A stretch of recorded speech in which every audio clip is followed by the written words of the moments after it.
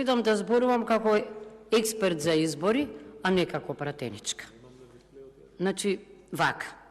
Оваа промена или законов на дневен ред требаше да се најде веднаш кога се конституира парламентот. Зошто? Бидејќи беше едно од предизборните ветувања. Ние го слушавме господинот Заев како им гарантира на помалите коалициони партнери дека ќе посегне по изборна реформа. По него и председателот на државата се огласи и рече дека ги поддржува промените. Зошто е потребно, можеби, да расправаме овде? Не можеби, сигурно да расправаме за измените на изборниот законник, барем од две причини.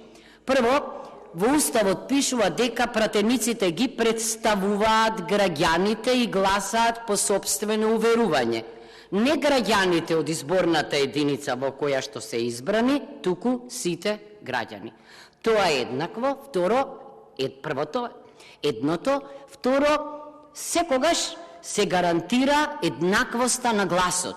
Еден човек, еден глас, и во многу држави, за жал не и кај нас, може би во некоја нормална уставна измена, и ова ќе го поставиме како прашање, бидејќи уставните судови на многу држави го имаат конечниот збор по изборите. Дури може да поништат избори, затоа што имало нееднаквост на гласовите. Значи, тоа е многу важно. Во секоја изборна единица, а кога е цела Македонија една изборна единица, тогаш морам да кажам дека науката вели дека репрезентативноста е најдобра и општите интереси се тие што постојат. Може некој да рече, да, и јас понекогаш имам дилема, дали може би регионалните интереси или локалните ќе бидат запоставени, и такви анализи има, зашто многу често главниот град е надпредставен, но ова ќе доведе и до внатрепартиска демократија, кога ќе се креираат листите, ќе се мисли, значи, да има репрезентативност од сите региони. Точно иначе дека нема многу држави што имаат една изборна единица, од оние што сте ги споменале во предлогот, ја нема Словачка, да речеме, меѓутоа со право некои пратеници велат дека не само што ќе има еднаквост на гласот, туку многу поголеми шанси има за еднаков настап на сите партии. Тоа е исто така важно за демократијата во една држава. Значи, тоа се двете поинти околу изборниот праг.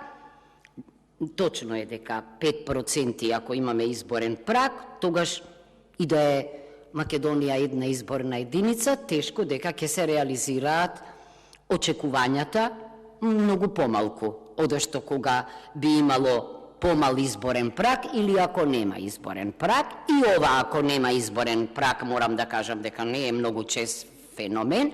Холандија е тука во оние 0, нешто, но да не заборавиме дека секогаш постои природен праг.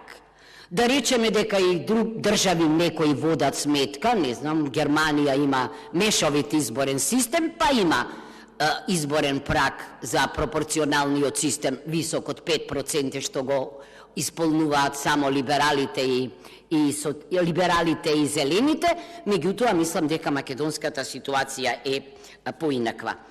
Сега, што ќе биде резултатот? Голема фрагментација, тоа сите знаеме, ние имаме доста фрагментирана политичка сцена, но ако мериме со резултатот што го очекуваме, еднаквоста на шансите и еднаквоста на гласот, мислам дека е во ред.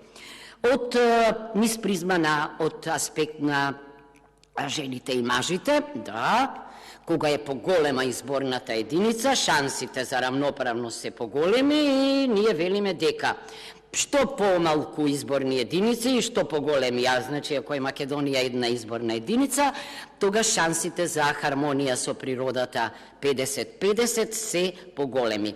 Она што јас мислам дека треба да го направиме, ако навистина сме искрени, веднаш да почнеме, веднаш да продолжиме со расправата по овој закон и второ ги советувам министрите и оние од владата и било кој од нас да не даваат во стартот изјави дали се за или против. Тоа е крајно некоректно.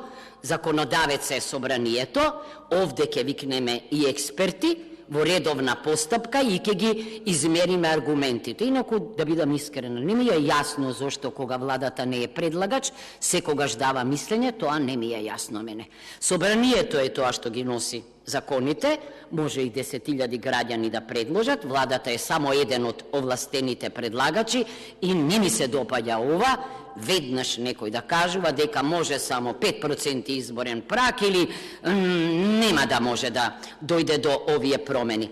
Да влеземе, значи, во расправа, може да разговараме и околу за гарантирани места.